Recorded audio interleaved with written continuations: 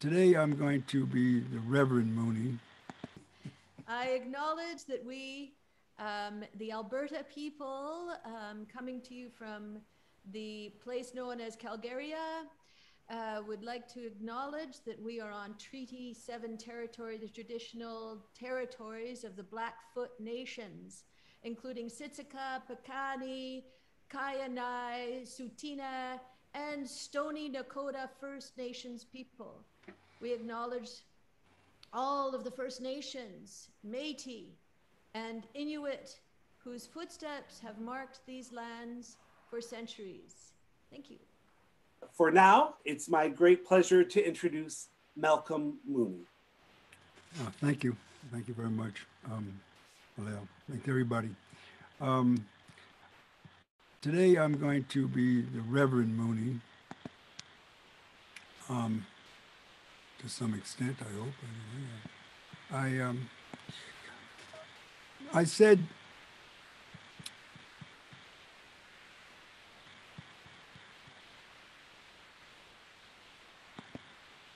damn the pandemic. Last March, after all of my gigs were canceled, I said, damn the pandemic.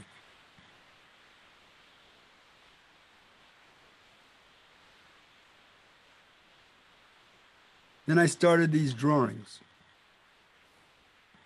And these drawings are called the Damndemics. The Damndemic Monster Series. Oh, Panacea.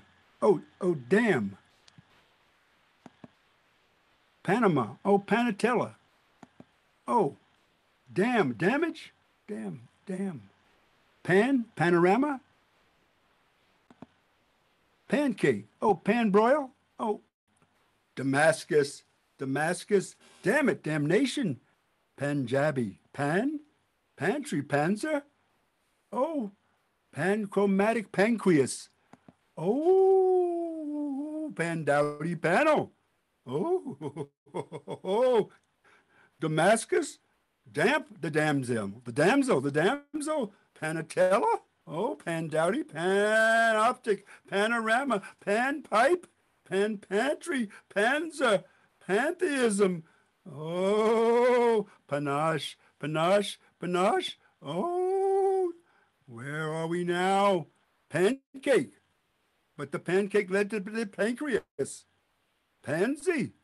Oh my God, the pansy pantria, the pantalones, and the pandandy, and the pen, and the, oh my, damn the damage.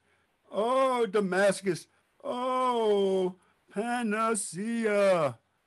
And this led me to the pandemics, or the damndemics.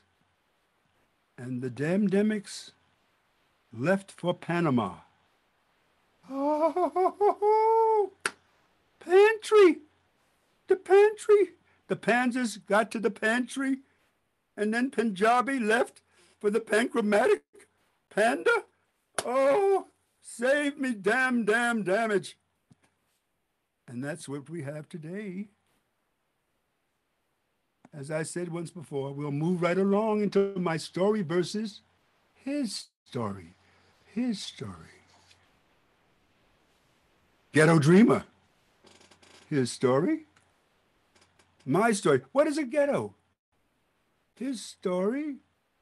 My story. What did you say? Oh, his story. Is that a question about reality?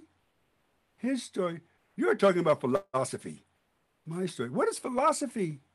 His story. My story. Miles of fortune on this train. And if you roll in, you'll never be the same. Monks are fine when you get dizzy. My mind with a coalman who's got a horn. Sonny was caught in the earth. Wind and fire after Nat went into the fire, and Satch is more than most you know. His story. My story. There is a king. There were some more. It comes to mind that there were four. Well, there was Nat King, Martin, BB's Blues, and Benny's Four. There's some more. There's some more. There's some more. Oh, daughter-in-law. Oh, make 'em say more. Make 'em give 'em more. Give 'em more. Stairways, 88 crescendo. All that's good. Sherwood Forest, Robin Hood. Robin Hood. Yesterday, found Mac's knife. Whew. Abe's birthday. Take a slice. Liberty Bell. Move the thing. Did that bell ever ring? Oh, enough said. I'm going to bed. I'm going to bed. Oh my goodness! But don't forget now, we just passed February. It was Black History Month. Poem number 2. Oh, Black History. Black hole, black male, or is it MALE, or is it MAIL? Oh, black magic in the black cat, black light.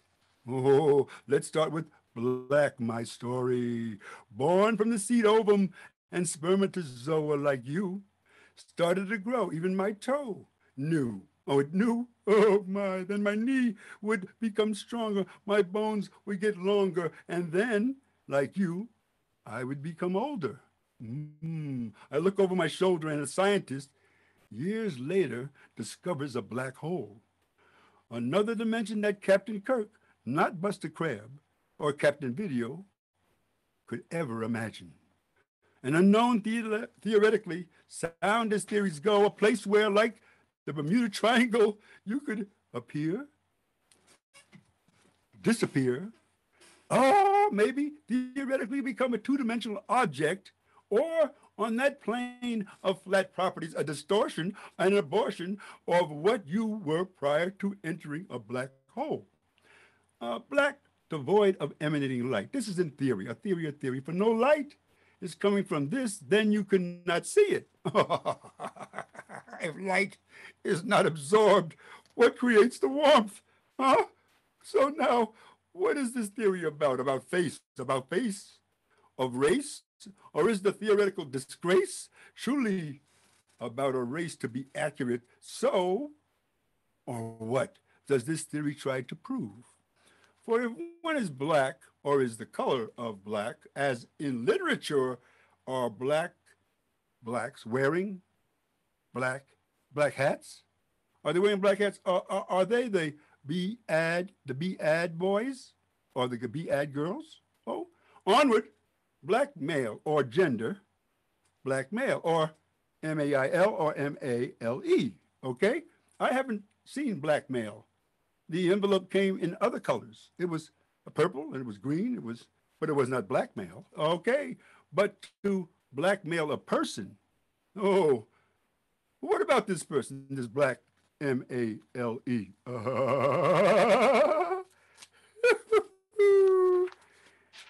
We will come back to this.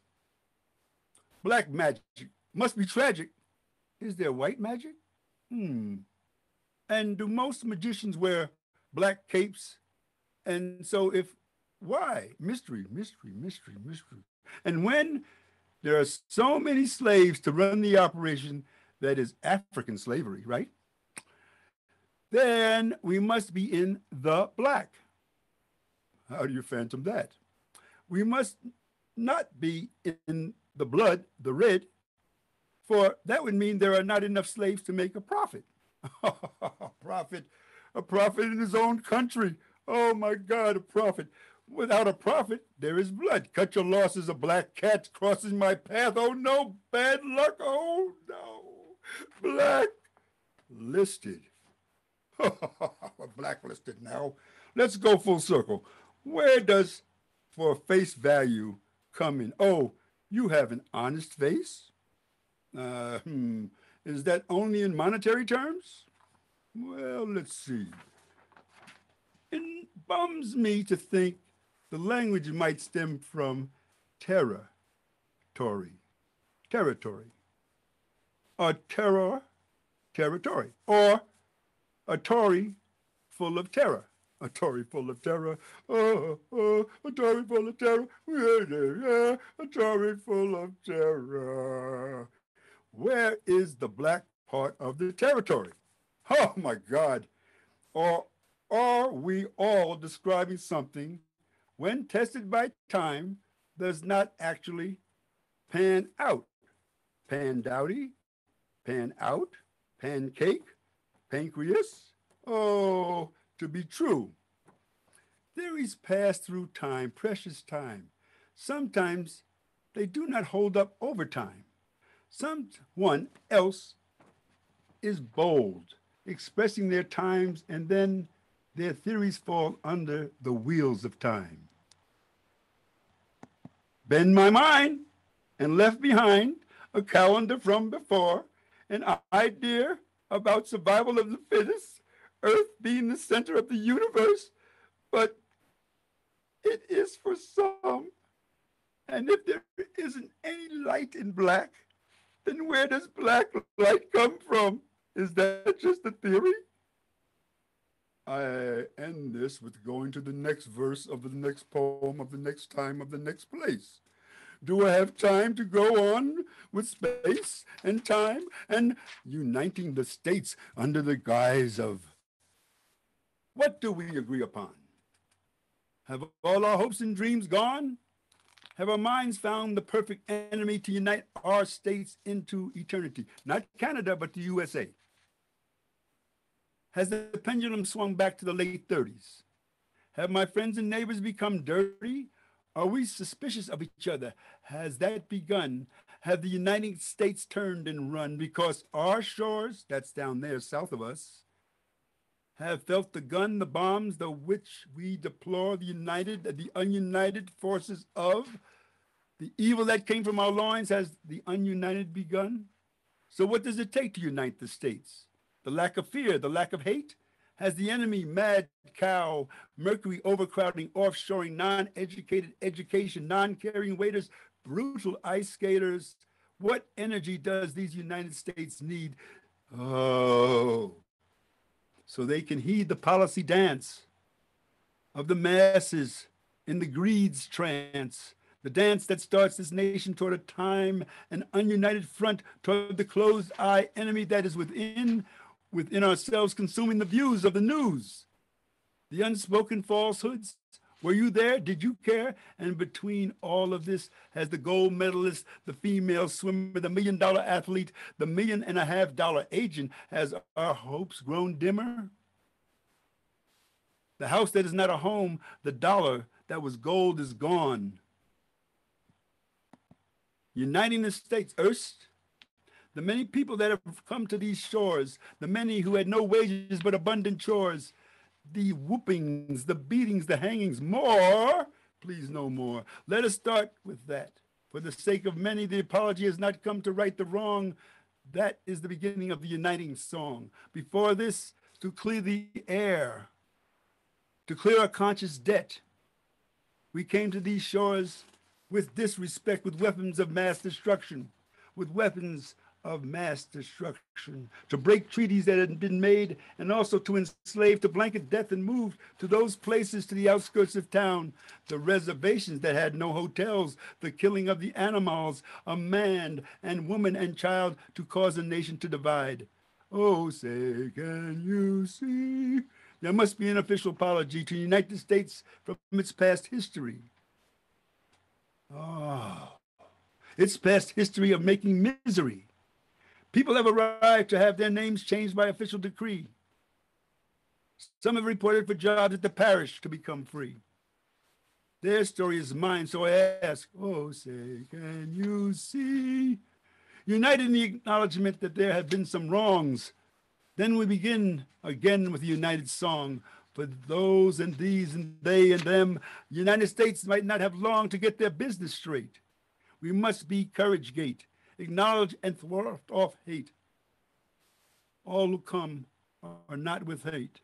Courage, courage, unite against haste. Courage, courage, unite, unite against hate. Courage, courage, unite against waste. Unite, unite the states and unify the laws and make us great.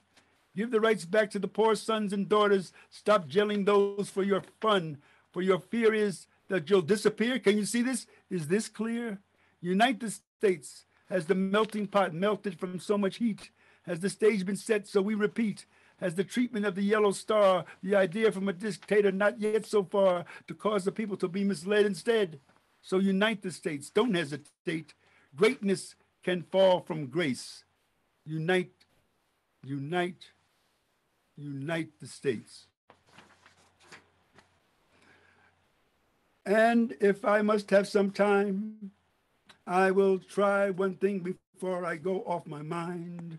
I got one thing to say, and this is what I'll say. And then there is music. The ear is winding around and getting lighter, and the earth pests and the earthly spaceship named the terra firma affirms that there is light, at least more light as we progress. Through this atmosphere, less zone-marked space, and to return again on the other side of this spin to repeat somewhat the same equation, then darkness again. Mankind seems to follow suit. And from what I've heard, there was a time called the Dark Ages. I do not know if the ages were without sages, but they covered the earth. They covered the terra firma. But man seems to have not evolved enough. He drifts as if there is a lack of gravity to hold him on his thoughts down, the proverbial chicken with his head cut off sometimes. Sometimes the solar system sparks brilliance in him, but it only seems to last like a flare on the sun's surface. It must be reverse gravity, pulling his thoughts into the stratosphere, the ionosphere, someplace beyond his reach. And then there is music. Beat up, beat ba dee ba, beat up, ba ba, beat up, ba bee ba, beat up, ba ba. When you hear the heartbeat of those who hear, you may notice the love, the laughter, the joy, the hurt, the dissatisfaction, the question of the blues, the American classics, monk and funk, the rhythm without the blues past, fast-paced sonic booms, wailing, keyboards, sailing fingers, hip-hop of no rabbits, the poetry, the syncopation, the blah, blah, of nothing said, going to bed but with her, songs crying for her mate, or maybe it's he crying for her. But these are the captains of space, the listeners and the responders of the spaceship. They are in every location of the ship, keeping it balanced. But we must be cautious, for the man-made gyroscope may not be watched by a watchful eye, and the souls of the captains may not come through clearly if the gyroscope is not keeping the balance. Thank you.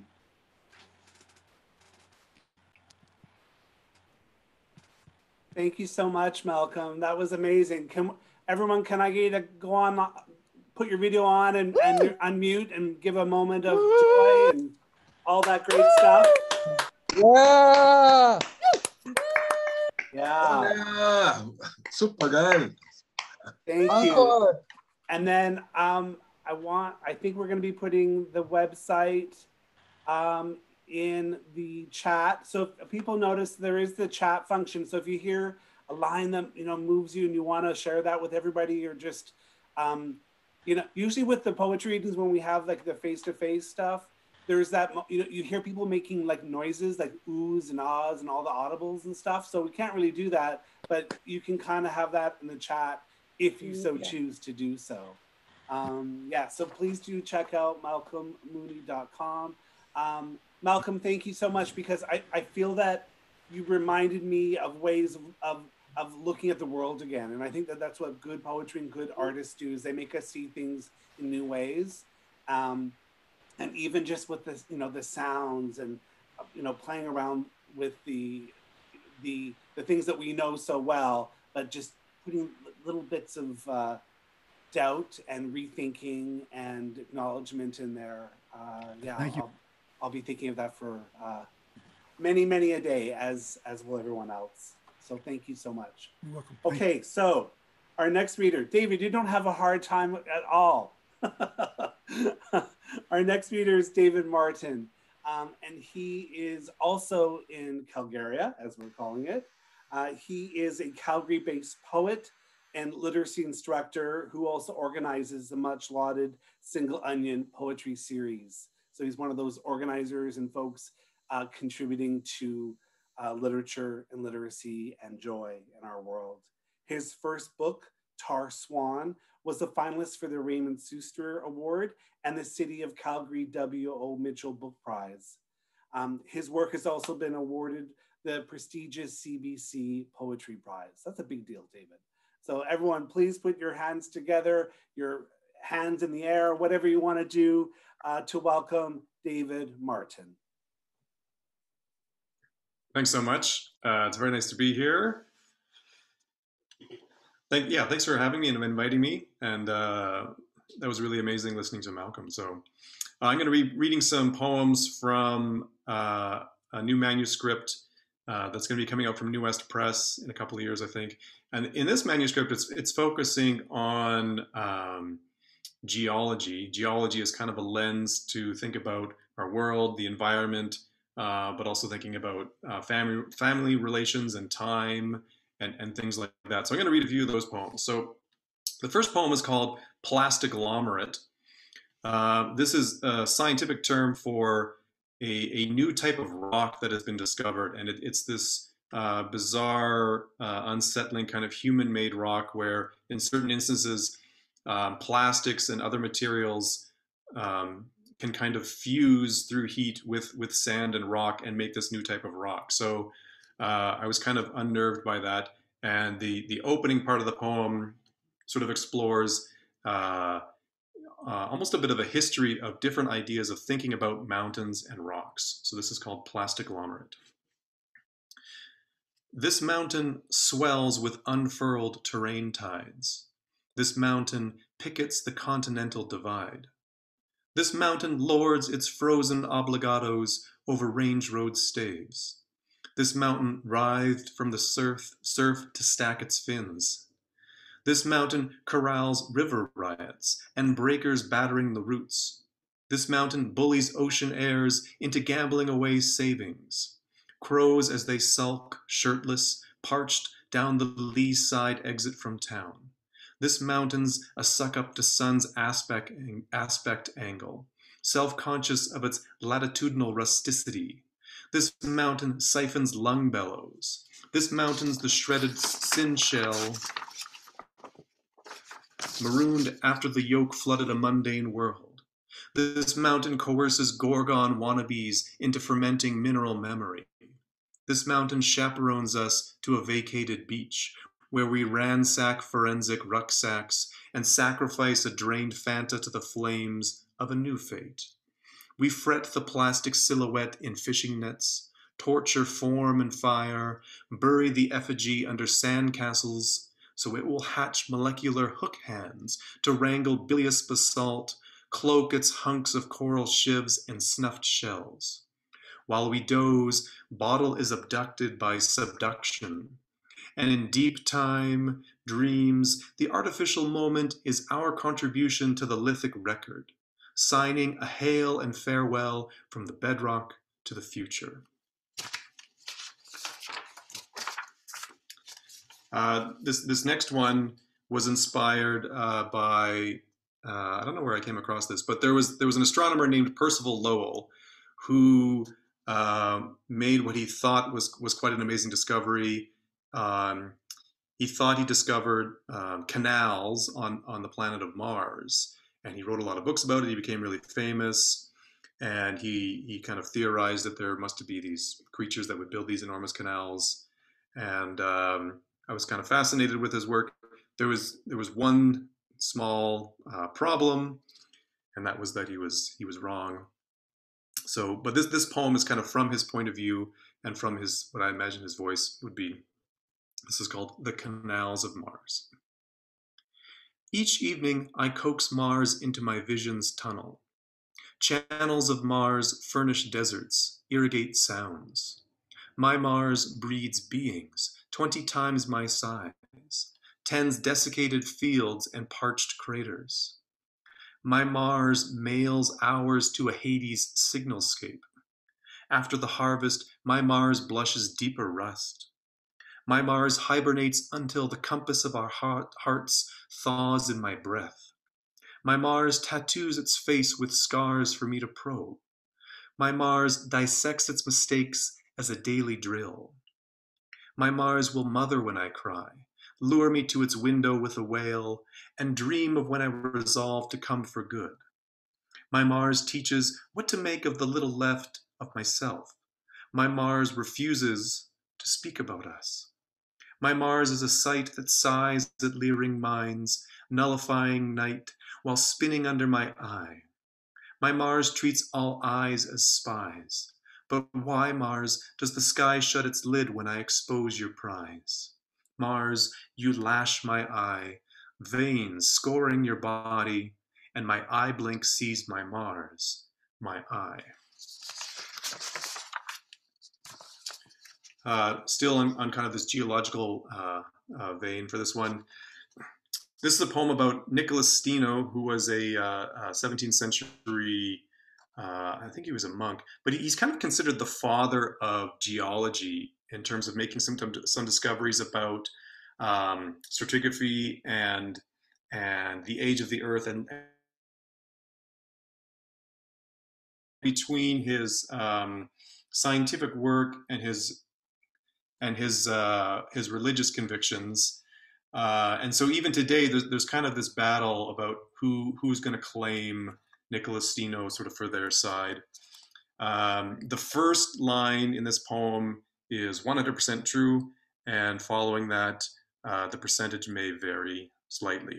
This is called Nicholas Steno Opens a Door.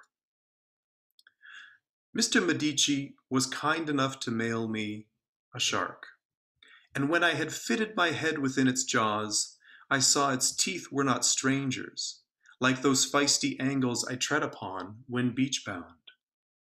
Whereas Pliny says fossils are tossed from the moon, and Kircher lectures they are geocosmic tears, I trust this beast could devour a mountain, play perpendicular with epochs to discipline me for silt rungs and pilot my pocket watch gears.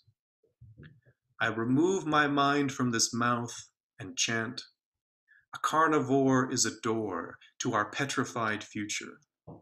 I am entombed upright, sealed with a sleeping shark fostered in my arms to prove all that rises once lay down. And I'm going to finish off with a slightly longer poem. Again, this is geological, but it's more in kind of a personal sense and thinking about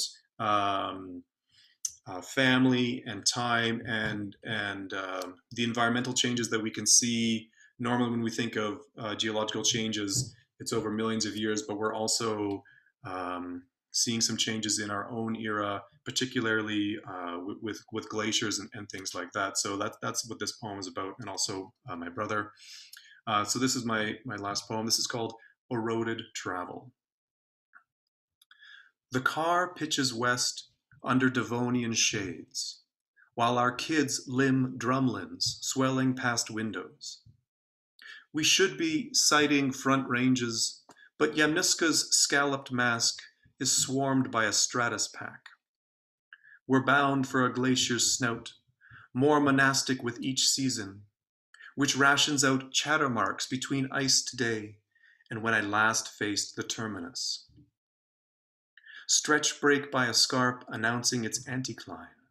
My daughter grins at potato stones woken from a bed the stream has ditched. She heaves refined cobbles. A scuttling corse tucks the lobs in a duvet of held breath, and her face casts for more.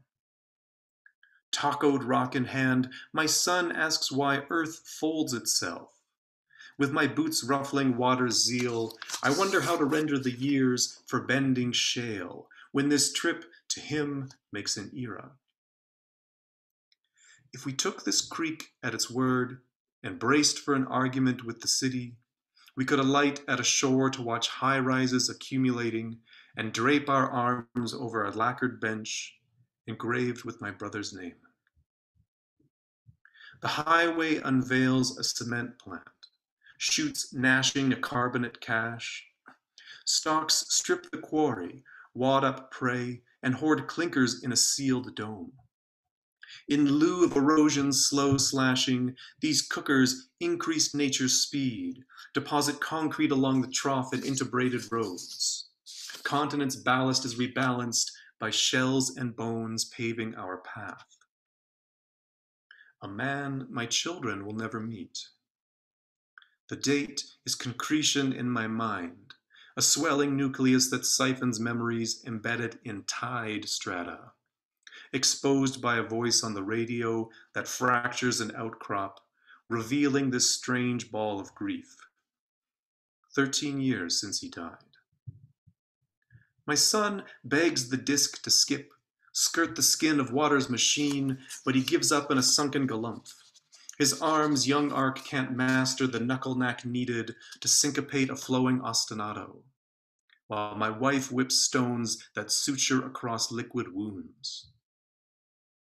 My brother is the KT boundary seared through family scenes, gaunt line visible after impact, alien elements, shocked quartz.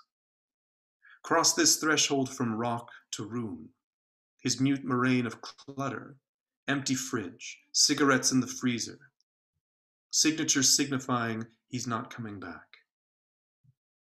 Switchbacking by foot up the ridge, our souls scuff petrified corals. Athabasca, outwashing from snout, rejects our advances. Son and daughter pose before a glacier their life will outlast. Aging will metamorphose them into forms beyond my recognition. How should I explain that uniformity of Earth can be jarred during their own microscopic span? We freeze for a photograph, but the present is ablating. Our bygones bleed via moulins into aquifers. We are here to see the going. About face at the Stygian off-ramp with its Hades stewed slate, purple plates scoffing as our taillights shrink. We wind back on unwound ropes of asphalt, my son cupping a quartzite memento that magnetizes his return.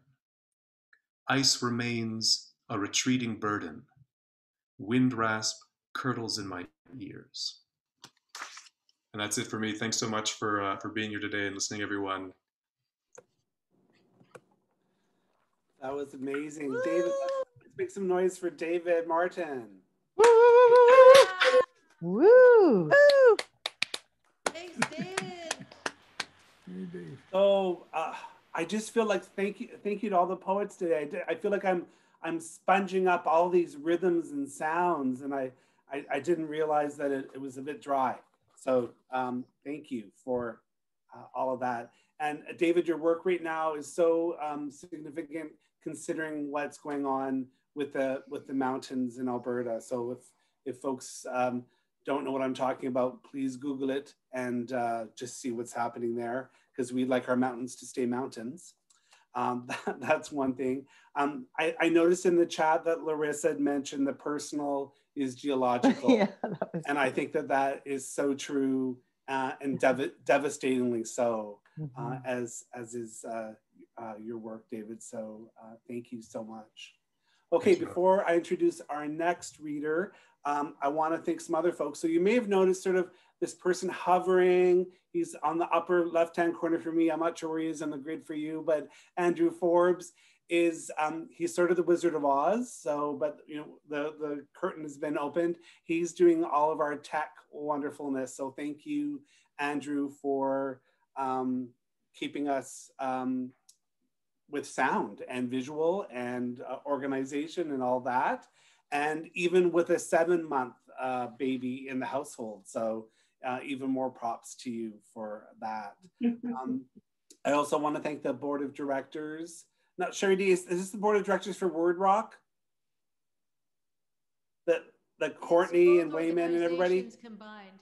Okay, yeah, that's okay. I was a little confused there. So because this is the Calgary Spoken Word Society and Vancouver Word Rock, some of the board members, Courtney Bell, Wayman Chan, Sally O'Gees, myself, Sean Thistle, Edward Washington, and Tom Wayman.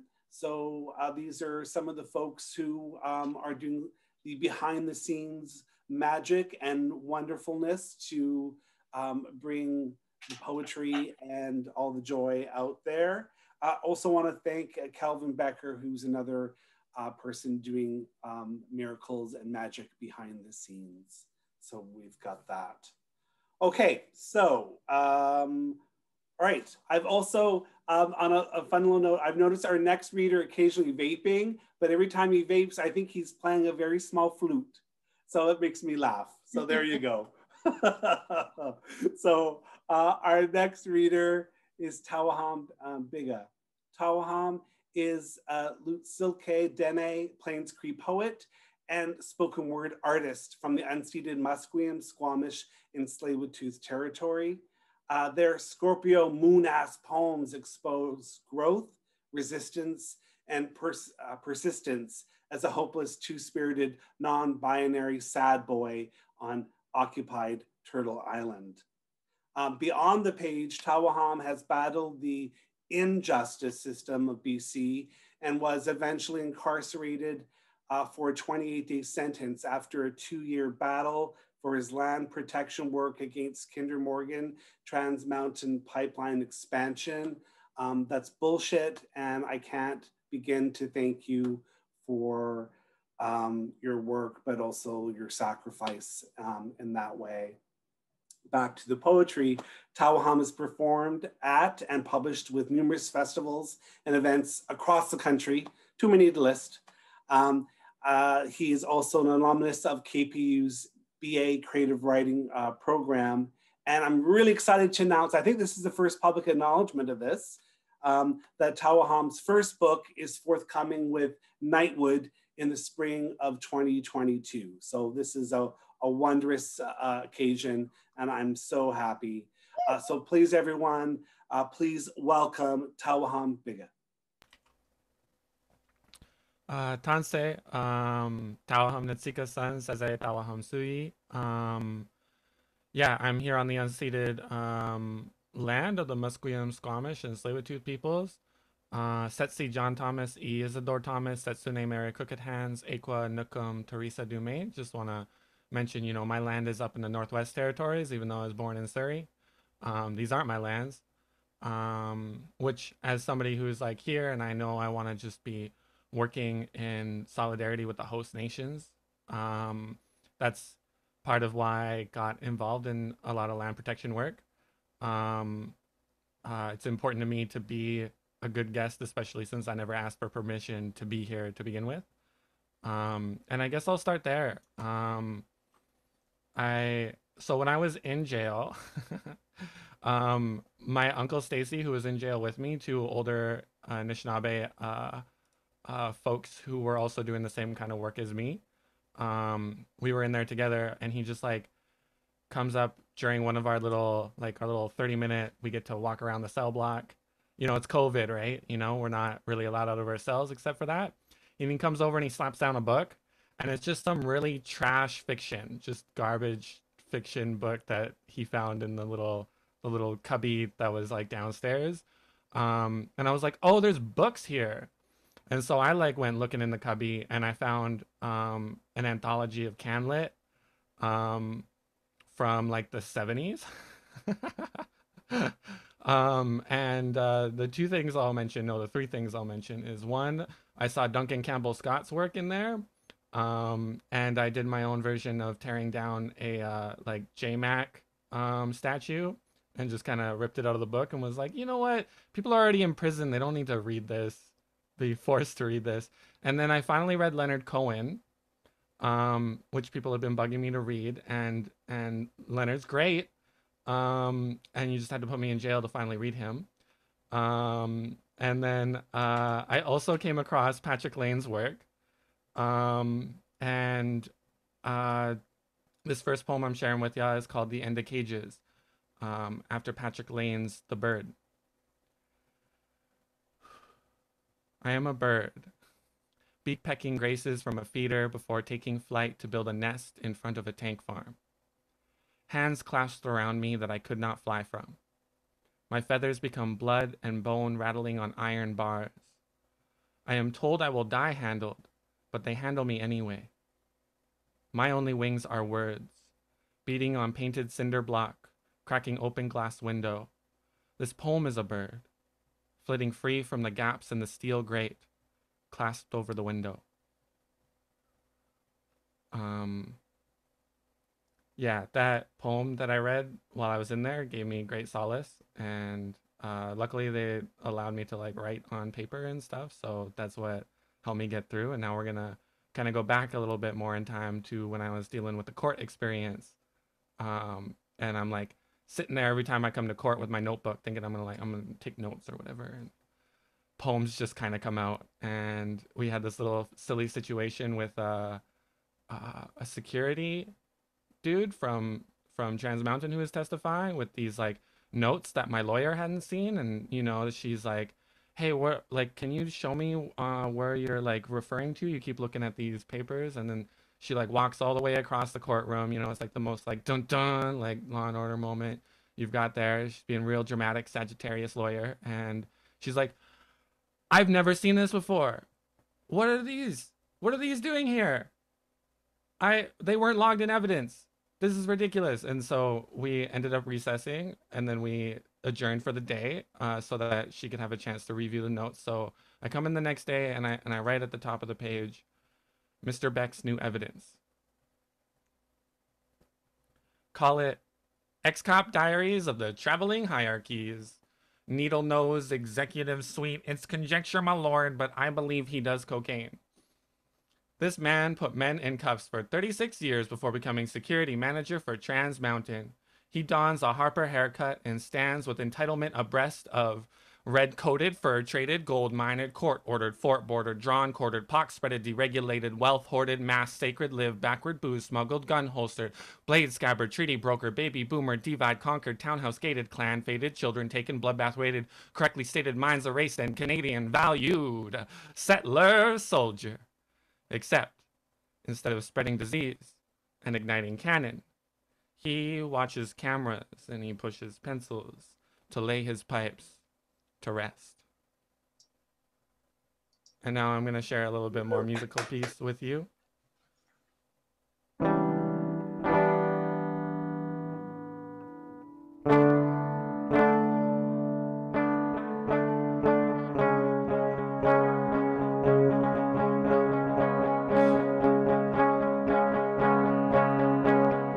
They lay pipes to rest, my spirit wakes again. Workers stand abreast, wearing reflective vests. Police checkpoint ahead while their judge sits on a bench. Forest blaze across continents, yo, smell this putrid stench. Trucker high on a seat, Merson, AR-15, smelling diesel fuel green, sludge thick, maple leaf, a quill, an inkwell, injunction registry, trading furs, lies, gold coins and beads.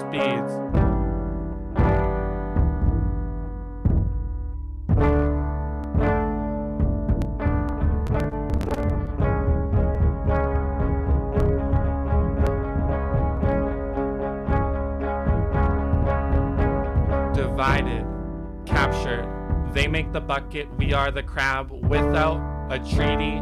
With enclosure, they seize the land. Yo, their laws are bullshit, discarding their own science lab. Whispers in English courtroom, where they set the trap. Trans Mountain's camp, intricate paths shown on Google Maps. Overtime clocked and bacon sizzling for cash. Bitumen sinking in the wake of wrath. When the eagle feathers burn, it will all turn to ash.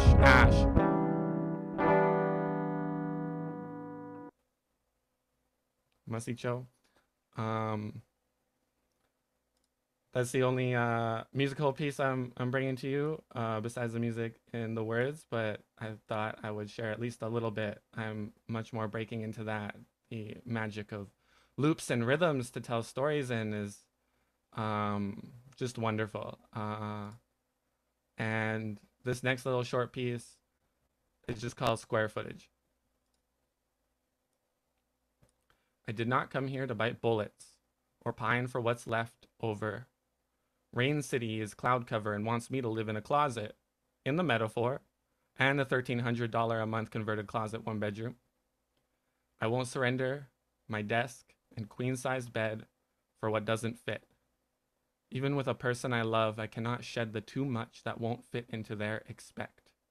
Already said, I cannot fit into a closet. Not a pile of bones, or a special occasion dress, or finance folders to be hidden, stored, filed. So that's that little poem. And I think I'll try and finish off with this. If I have enough time. Oh, no, I know what I'm doing. Don't worry, I know what I'm doing. I gotta say, I will say it's brilliant to be here. One of my favorite people and poets ever.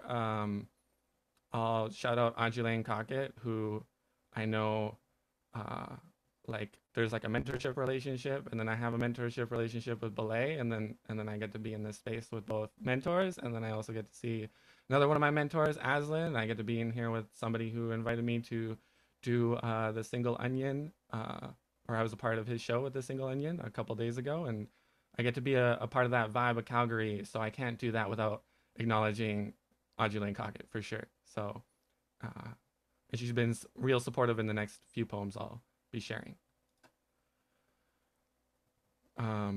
This next one's called Pastures. Beneath the hum of ventilation and the rattling from chrome handcuffs and sermons of false redemption, I listen for the land.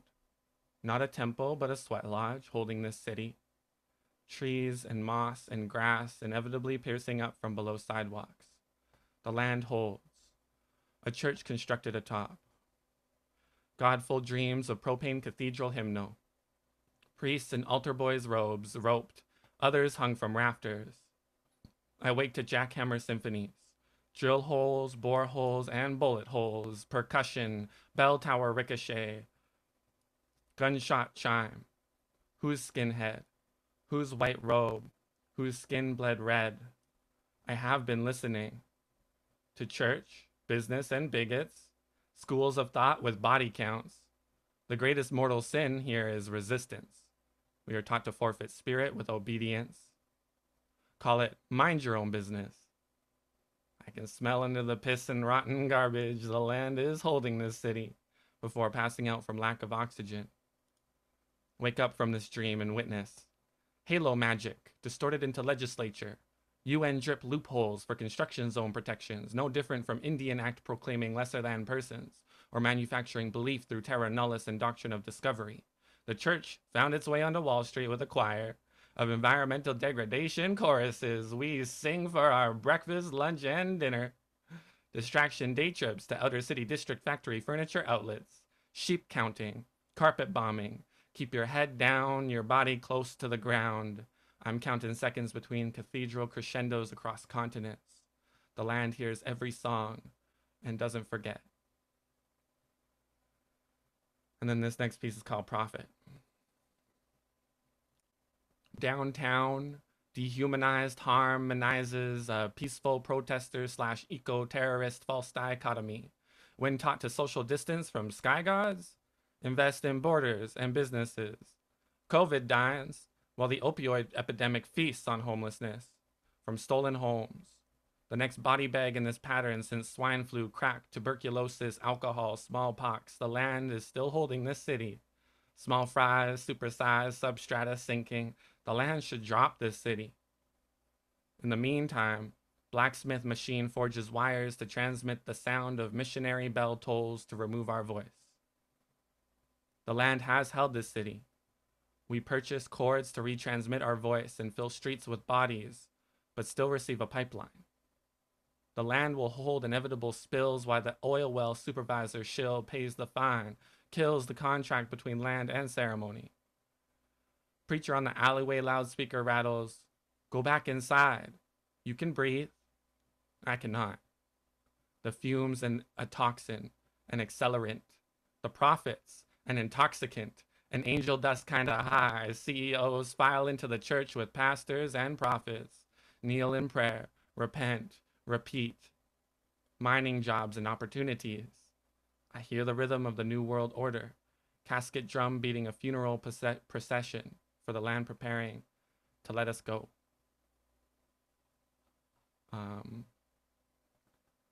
And then I got this one last poem for y'all. Kind of tie it all together. Sew me back together. Frayed thread, ancestral double helix bloodline. It's my struggle to untangle a soil-born origin of knit roots. It hurts. Snared by tide toxic lasso. Yo, this choice, it was stolen for centuries. The pair of shears that cut me loose. And yeah, I too dismembered coupling, severing tendons from friends, parents to lovers. Felt cold, stained steel blade upon net, failing to sever. Break open, neglect, close, break, a branch, wood strands dangling, computer screen still attached, twisted with victim until the fibers give in, snap. Try to unknot. 7 generations of chicken wire fencing wound up to keep me bound in a lifetime of target. Usurped beating practices, yo, this isn't the way. To learn, to play, snap 6 strings of a guitar, sinew string wrapped around my hand, drum, the handle wrapped around my wrist, banding friendship brace, let the threads thicken, strengthen. Braid into my hair something more than resiliency. I choose who to weave for. Hold any bowstring bending birch branch, snap.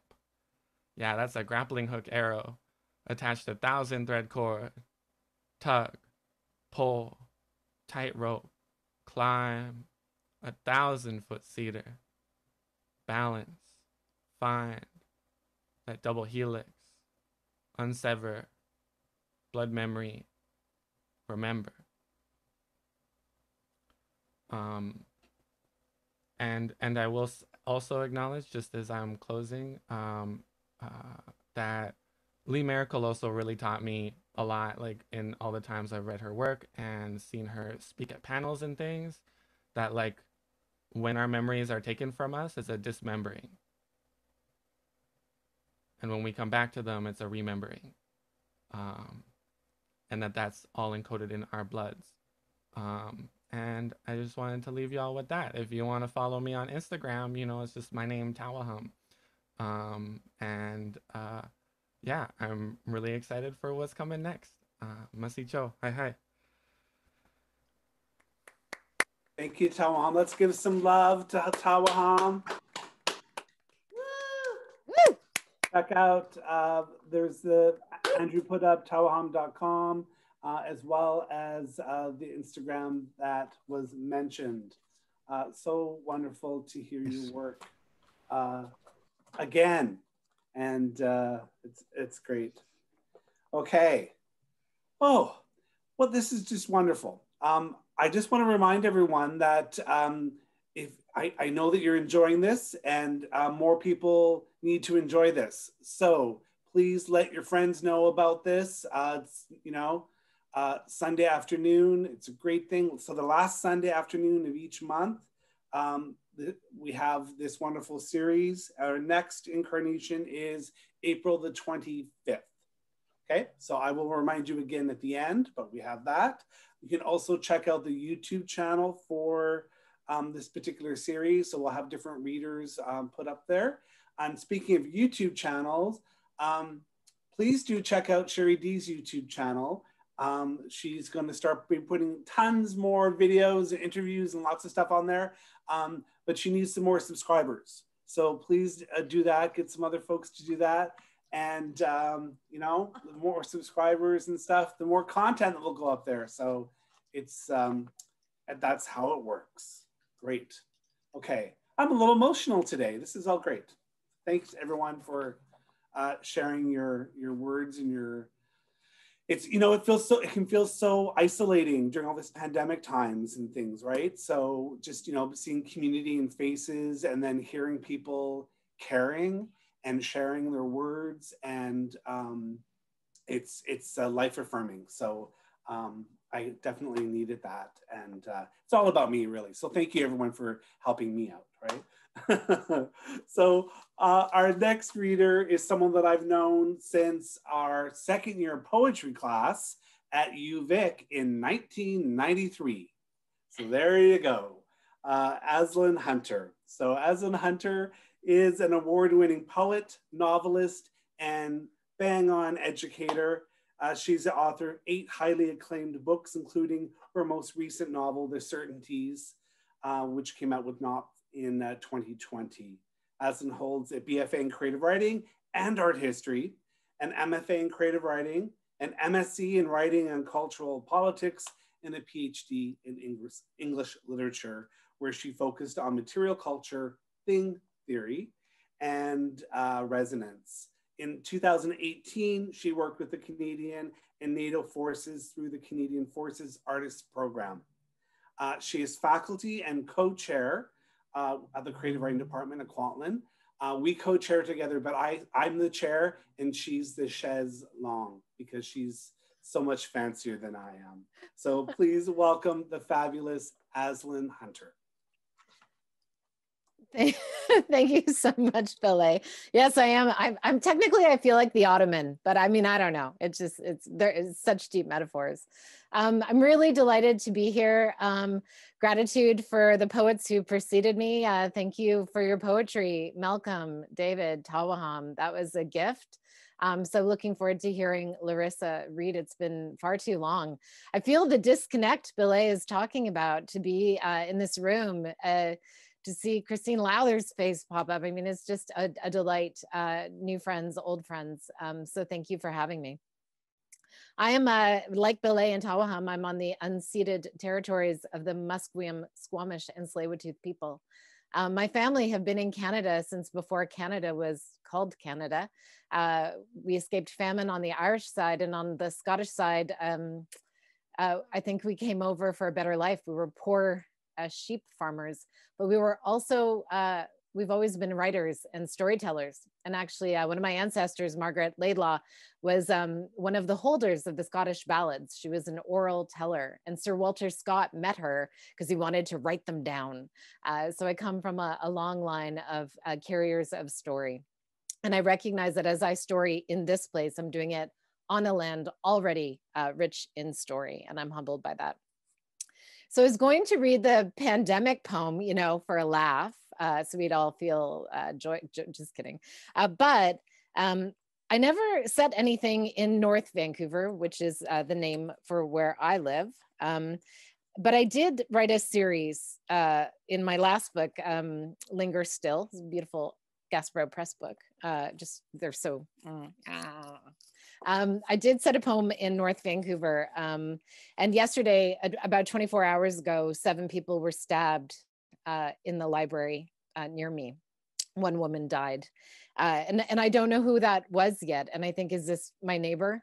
You know, everyone was texting me to see if I'm okay, because I guess random stabbings at a library mean that a writer might be there. And so my heart is with the people in my community who are scared and frightened and who have lost someone. And yeah, I mean, we are in this land, but the land is peopled with humans, you know, that we move alongside. And so I'm thinking of those people. So I thought I would just read a few poems from this series called Oh Heart.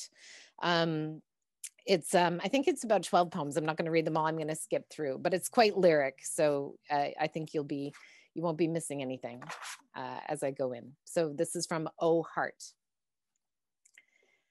Acclimate the house to dusk, pulleys and levers of blinds, sigh of light switch, toggle it all toward evening.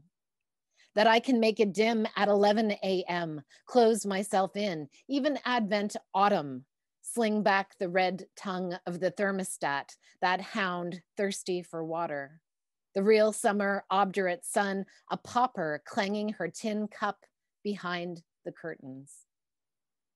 Slack in its giving, that hail fellow contingency, mood setter, party planner, turned toward me 1 minute, then gawping off the next, like the chair I fall into. Swivel of self, again and again and again. Too much everything. All day construction next door, nail guns firing, the cement truck beeping backwards, a wood chipper clot-mouthed and full of spite. A barrage as incessant as the news, airport bombs, black men shot, a truck driven through a crowd on a street I've walked down. Everywhere, people unhinging, Twitter lit up with hashtag missing, hashtag please help find my wife, my husband, my partner, my father, mother, brother, sister, friend, child. The world on loudspeaker while I drink from a blue ceramic mug with a skull pegged at the bottom. Death rising from the pool of my coffee, death nodding me to sleep in my tea. A vacuum I satellite myself around. Black hole, dark matter. What little space one needs, a revelation paired to the season, how fair, how unscreened, how habitable the outdoors. My concerns so small I can marvel at the bell someone's tied to a tree. Chime of hello, debutante of the dogwood, clamor of the hours unfolding against Plato's warning that we not fall for the passing show. Again, this suspicion that I'm the slow-eyed sandal shuffler in Socrates' arguments, the false know-it-all. And envy, yes, it's that girl in the park dressed prep school, her father's arm around her shoulders. That I was not like that, had no ease about me, that my skirts did not have such pleats.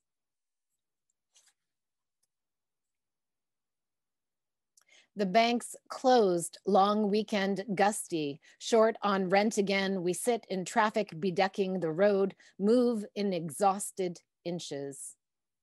And expound an arch romantic and risk ridiculousness, ode of billboard, elegy of sun, how idle we flaneurs of the causeway.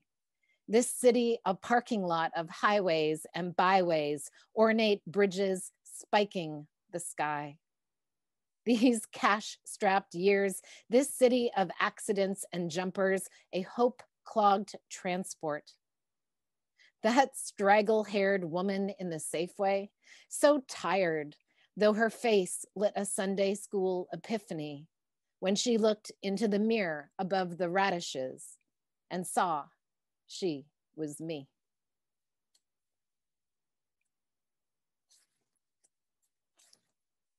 Yesterday, we woke up, made love, slept till noon, reveling in laziness, straddling that fine dotted line between indulgence and entitlement.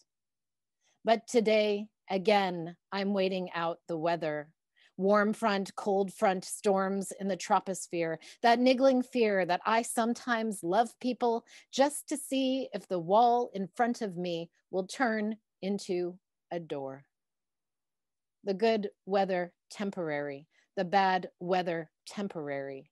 And in between, hours spent poring over books about the golden age when whole paintings were made to commemorate the gift of a pineapple. Repeat what you said about the rain is how the line in the Godard film goes. Repeat what you said about the rain. The house next door, a monster, 6 bedrooms, 4 baths, a minotaur amazing his way to the property line where he chainsaws our ivy through the slats of the fence. This, how we learn to live tight-lipped, wave like the queen, feel the world's sharp edges. But still, there are cloudless days, sunroof open, dogs in the backseat, panting all the way to the swimming hole, a walk in the woods with friends. Afternoons, when we arrive urban, order pizza, do patio, drink a good red on the bay. Maybe Arendt was right. It's the things of the world that stabilize us. Light on the water, light in our eyes, light refracting light. Summer, brilliant, flags its way across the city. Hymn of the car wash, cue of propane, the population of lawn chairs booms. Oh, glorious outdoors, waft of barbecue, splutter of hot tub, how your martini shakers castanet the block. How purvey your children their lemonade. Again, the dachshund running amok. Ava, Ava, Ava. A street of sprinklers waving hello, goodbye, hello. The question still the same. How to be good, how to be. Let go of this parched trying. The honeybees in the woods bursting out of their hive again. Oh, small buzzing testimony makers, I hear you. Yes, let this be enough. The honeycomb of the heart, full of honey. Thank you.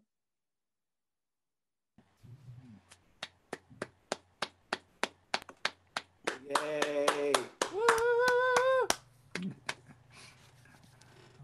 Oh, thank you, Aslan. So take a moment, Aslan, and check out the chat because everyone's pulling your lines back, and it's another mirror there to see, and others check that those wonderful lines that are been posted into the chat. So yes, and thank you for being such an exceptional chaise long.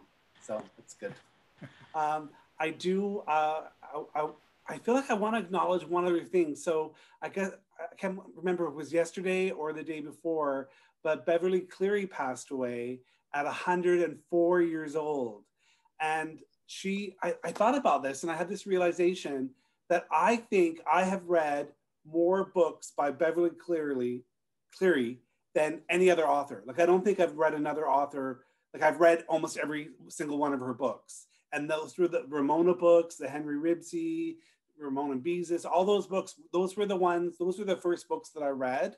And I just think, wow, 104 years old, and to live that life. So, it's always good to read, but, maybe it's time to, check out some Beverly's books to acknowledge that. So yay to Beverly.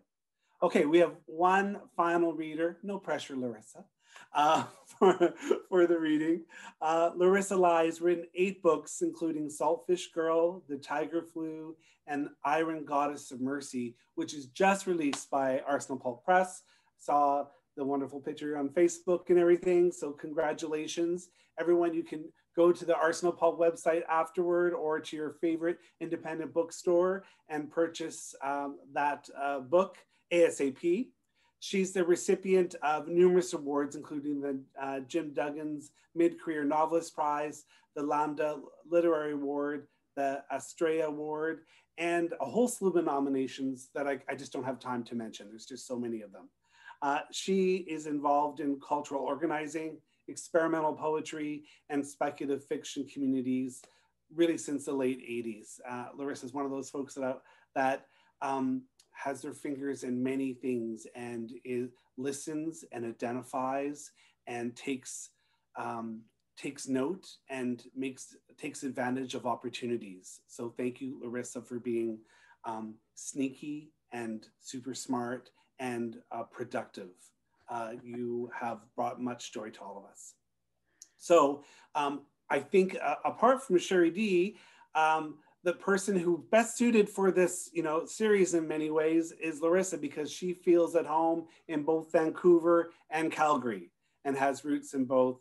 And finally, Larissa holds a Canada Research Chair at the University of Calgary, where she directs the Insurgent Architects House for Creative Writing. So please, everyone, a big, warm welcome for Larissa Lai. Thank you so much, Billy, for that lovely, lovely introduction. It's very kind. And many thanks to Sherry D as well for inviting me and for all the organizing work. I would like to acknowledge both of the territories that I consider home. So I'm here coming to you from the Treaty 7 region today, the lands of the Blackfoot, the Tsuut'ina, and the Stoney Nakoda. Calgary, as I think Billy already mentioned, is also home to the Métis Nation of Alberta Region 3. But of course, Billy, as you were saying, for many, many years, I made and still consider, Coast Salish territory home. So the lands of the Musqueam, Squamish, and Tsleil-Waututh, and I pay my respects to the folks of those lands as well. I'm going to read to you a little bit from the new book because it's just out. Yay! On my mind today, very much. Gosh, though, those shootings, I didn't know about them, Iceland, in North Van. And I'm coming into the room with another set of shootings on my mind, which is the ones that happened in Atlanta last week. And I think have really sort of brought home to roost some of the things that come up in this book. If this book has focal points, it is, I'm thinking in the first instance about the Japanese occupation of Hong Kong. My roots are there, and it's a history that's so largely not remembered and unexpiated and continuous with the moment in which we're living. And I am thinking about the present, that we're inhabiting as well. And the difficulties of being together in community as we become more and more deeply aware of all of the unexpiated violence that we're carrying. So this thing is quite the rager. I guess I won't apologize for that. I'll just do it. So I'm going to read to you 6 of the fragments. Each one's about 2 minutes each. And I'm selecting sort of across the book. They're out of order, but I hope they'll work together. So this is number 51. Dear Oolong, if there were no such thing as tea, none of this would have happened. Bo ne gukbo, hengpin, lungching, or tikunyum. I hum. Infusions, a solution to remaining alert to irony as sleepers puff opium, trading the doozy of drowsiness for the carrot of charity, draining the ort cloud of our distant origins. Alert in the iron box, tempest teases schoolyard bullies flipping their hair like Farah. Mine's too flat to feather. Birds gather in conferences, unable to backcomb for the stand-up comedian or punk rock pork hawk. My dialect ditzes for the fetal leaf unfurling in hot water as English breakfast, Russian caravan, Prince of Wales, or Earl and Lady Grey. I hack for smack, heroin, morphine, or crack as Jardine Matheson plies the China trade, pirating porcelain, silk, cotton, and tea, items of use traded for the inducement of sleep. That's okay. I'll dream my way back into your loving arms race, Cold War or trade war, parading handbags from Prada, Coach, and Chanel as students toss Molotov cocktails against tear gas on the MTR. Our scars glisten bright as stars, fishing for birds in the silver river, a sliver of memory flashing light on our addictions enforced by gunboat diplomacy, while geomancers crack ox scapula for a root out of psychic unrest. What metal could test this, gunpowder green or iron goddess, as my fireworks go up in smoke? I poke for a new Berlin, find a cross on the road as fentanyl crisis boom echoes across centuries of artificial sleep. Perturbed galaxy ejects, tidal stream of stars, river jumps fish. This is number 55. Dear Bodhisattva, our administration denies her application, requests further documentation on the relations of your emanations, rendering dubious the station of your creation. We need fists to prove this. We need fish, we need bones, a pound of mesh, the behest of the donor laying kroner on the holler of your partial dollar. We need fodder for our error. We'll take your tribute, your mother, your father, a grist of sisters, and your heart and liver to luck our buck, clean the hands of our boys, their pleasures and ploys are the first ducks in our row. Your attitude of beatitude belies ingratitude to the ones who died for the sins they pinned on you. Blue? Achoo. Your allergies a cover for the coven roasting witches we hunted to make the world spin the other way round. Have your say. We'll listen to the first sentence, substituting every noun for a clown in brown makeup, take up every connotation for our own elation. The conflagration won't talk about a past that doesn't serve it soft as a futon for our loft or ice cream at the takeout with strawberry sauce. Lay your lubber on the tracks of the hack, cracking codes to keep what we have under wraps. We'll stack your vertebrae backwards to slow your cerebral progress through dense biscuits of empty carbs while we lark on a wing of our own narking, build more parking for CEOs and fund managers while you bandage what's bleeding. We got to keep on feeding. It's how we're leading in the polls for trolls. Stow your egg roll till you've grown more bean sprouts, grouted the wall we've built to keep you out, and double glazed the glass ceiling. Once more, with feeling. We want you reeling the bludgeon of fake news till the truth makes you stupid, caught in the loop of chasing the tail we pinned on your donkey. Had enough? You're through? Here's a revolving door to take your exit. All the world's a gauge of how we'll measure you by a yardstick turned to beepers, doubling down on the best bloopers we lifted from the stone of your phone. Don't groan. Your loan's overdue and accumulating interest in the algorithm of our decision, baking lesions deep in the meat of your liver. We'll peck it out for you at a good price, calculated in rice. Be nice, and we'll throw in an eagle for free. Sister Rita hawks a gob, scoffs at toffs, sips stuck congee.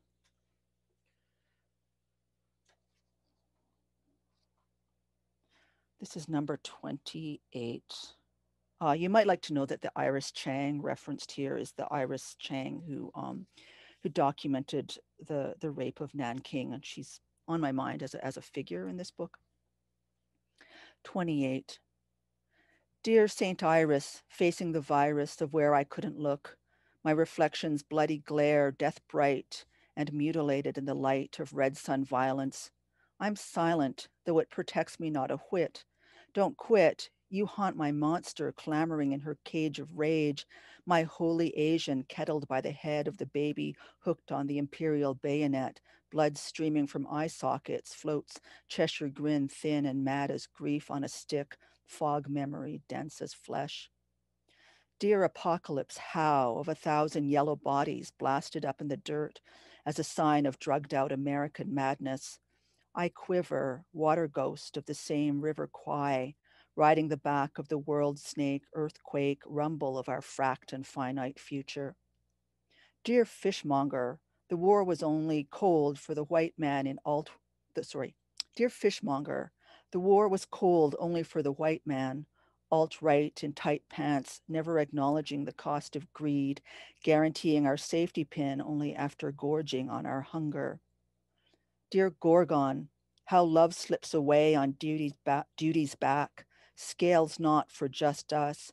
Prove first your superhuman intention only for the attendance of the full subjective table, able-bodied and labeled, already the red tape of exception stands you up for a fight. Dear Protestant, send me to a contest I was never with or against. My taint plays polo on a different plane. We chain daisies at the iron dock, waiting for the shipping line to shunt my interchangeable container, sing in English to the changeling, foxing her wily way out of here only to get boxed anew. Am I safe in my iron box? Air's thin as plot thickens, sticking the knife in, and I twist wriggle against the regulations designed to keep me from the corridors where the real decisions are made as to who's played for a chance to dance the next ring, float like Madame Butterfly, dreaming she's a man, a ham, a can of spam, or some other brother howling grief and rage to the false sage who's already turned their back. Duck the dialectic before trolls call you chicken. So much batter under the bridge.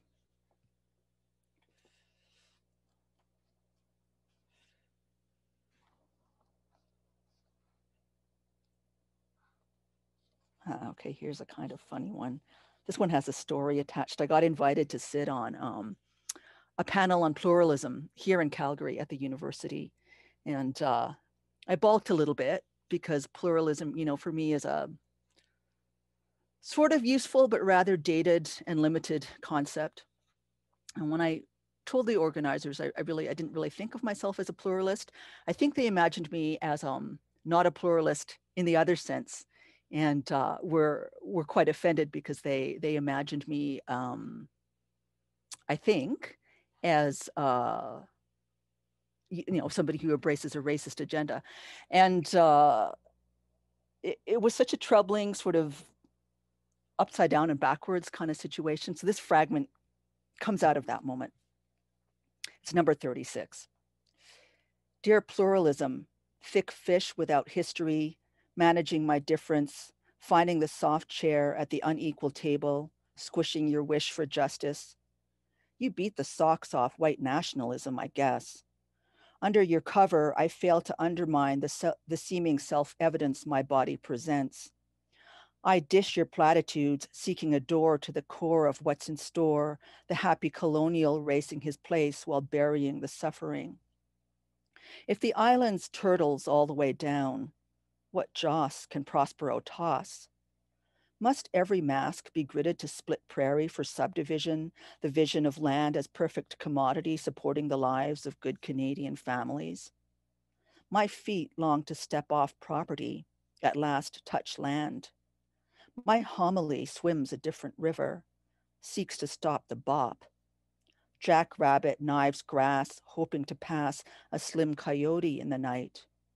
Or a northern flicker, cheeks streaked and chest speckled. Till then, I heckle discontent from the back of the class, stick data and definition in the gut. Hinge event to prevent knowledge from accumulating like capital. If this mama could slap that golden apple back to a barely opened bud, what spud would ground its earthbound ambition?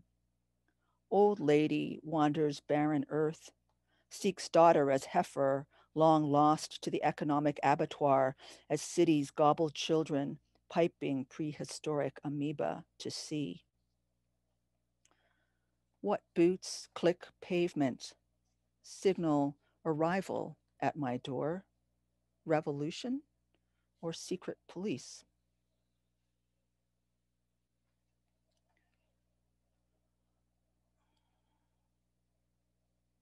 This is number 23. Dear freedom of speech, you leech, grinching under cover as democratic process. I saw you on the counter at Montana's wiping beef grease from your beard. Weird or feared, your fury's dreary, trolling beneath the bridge of birds webbing our digital sky. You swing the pubic of public opinion, spinning the rotten onion one fart at a time, lining your pockets with the proceeds of Wall Street greed, feeding at the trough of rough golf and grim bills passed by bullies in the gamers' chambers, disingenuous corridors of power. You were beautiful once, a bunch of daisies, a bed of poses, loaning your armor to all and sundry as part of the parcel colonialism stressed as democracy. I'm not too shy to wear that dress, battered and tattered, ill-fitting in the hip and crotch and screaming, gotcha, mad as a crow on the hatter's wire every time the wrong body steps out of line. It's fine. I bide my time, dreaming signs and pigeons passing on the truth of the park, stark as cop cars patrolling my neighbor's hood. Gratitude says, be good. We thought you'd be nice, expedient, obedient, take the blunt force of Maxwell's pilfered hammer, sold down the shiver or horse traded down by the tracks, or hackers anonymous and raised up only posthumously so some young guy can make a career, drink beer paid by your fear. Clarity, charity, the mock of democracy is that you're only meant to adore it, adore the white man's exploration. The habit of inhabitation is the straitjacket of race and know your place. Face it, the encounter's only for the Chinaman if she wipes it down herself. How to sweet talk a persimmon. Wait till it's soft. Peel bitter skin. slurp down flesh. And I've just got one more from near the end, second to the last one. Number 63. Dear Chinese lady, awaken your takeout box. I staked your place with finger lace, detective of inhabitation. I hucked my Hakka grandmother a hawker's history, though she was matriarch of the village Happy Valley before the British. Get martial when your history's partial. I star my lover's crossed path for the cowherd's hum of heterosexuality as Weaver strokes a weft to avoid warp's war. I trounce my subject's pounce till the crack fracks in a different direction.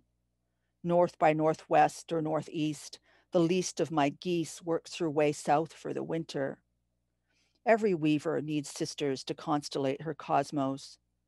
Dear Vega, your URL's gone vegan, pining for Tegan and Sarah. Your proper position in the mission of direction, leading the coalition from persecution, locuting your location loquaciously as loquats at Lunar New Year, listening for an other orientation to time. The takers, masquerading as givers, know exactly who they are. Slowly, the earth shifts her axis.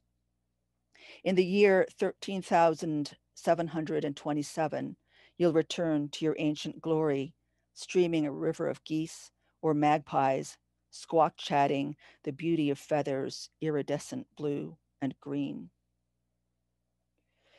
A. Lear Hack's songbird measures distance to sun.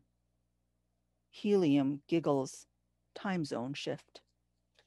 Thank you so much for listening, and thanks as well to all of the prior poets, the folks who read before me, for your beautiful readings. What a really wonderful afternoon. I've enjoyed myself so much. Thank you. Thank you, Larissa. Let's give some noise and some movement and all that stuff for Larissa. Please, and remember to go and check out brand new, hot off the presses, Iron Goddess of Mercy with Arsenal Pulp Press. Yeah, and support the independent bookstores if you can. Larissa, I wanted to point out this moment that happened while you're reading. In the chat, two people, like same amount of time, both put river jumps fish, two different folks. So do go and check the chat for all the lines. It's a little gift to the writers to do that.